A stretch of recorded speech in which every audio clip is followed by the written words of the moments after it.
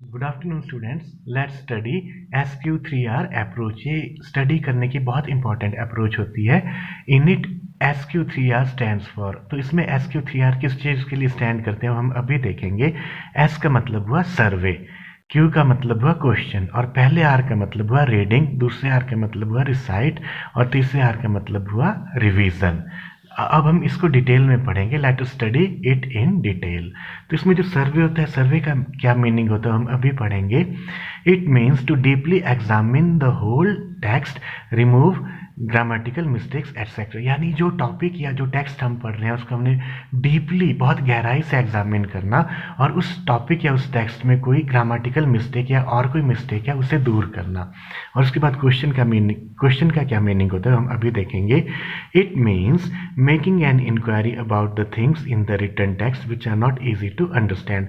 तो जो भी टेक्स्ट या जो भी टॉपिक हम पढ़ रहे हैं उसमें कुछ ऐसी बातें भी हैं जिसको समझना आसान नहीं होता। तो उन चीज़ों के बारे में, उन बातों के बारे में इंक्वायरी करना, वो क्वेश्चनिंग कहलाता है। नेक्स्ट है रीडिंग। रीडिंग का क्या मतलब होता है। It means to search for the answers of the remaining problems in a text. तो हम किसी टेक्स्ट, किसी टॉपिक को पढ़ रहे हैं और अभी भी उसमें कुछ मुश्किल बातें रह गई हैं। उन मुश्किल बातों का आंसर यहाँ वहाँ ढूंढना, यानी इंटरनेट या किसी और बुक में उन प्रॉब्लम्स का आंसर ढूंढना, वो रीडिंग कहलाता है।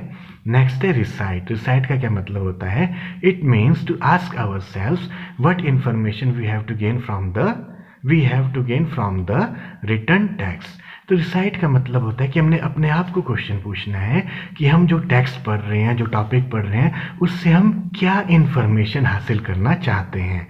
It increases learning and retaining power. तो इससे क्या होता है, हमारी चीज़ों को याद करने की और लंबे समय तक याद रखने की क्षमता इम्प्रूव होती है। Now last part is revision. Revision का क्या मीनिंग हुआ। It helps in remembering and retaining 80 to 90% of what we have studied in the written text.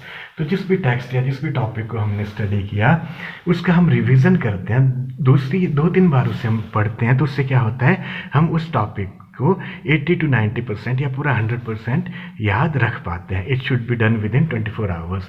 तो रिवीजन जो है किसी भी टॉपिक को पढ़ने के 24 आवर्स के अंदर हमें कर लेना चाहिए। So it is an important reading strategy. तो ये एक बहुत इंपॉर्टेंट रीडिंग स्ट्रेटजी होती है SQ3R अप्रोच। अगर हम इसे फॉलो करें तो हम चीज़ों को सही ढंग से पढ़ सकते हैं और लंबे समय तक याद रख सकते हैं। Thank you so much for listening students. If you like my lecture, then please like, subscribe my channel and comment on it. Thank you so much.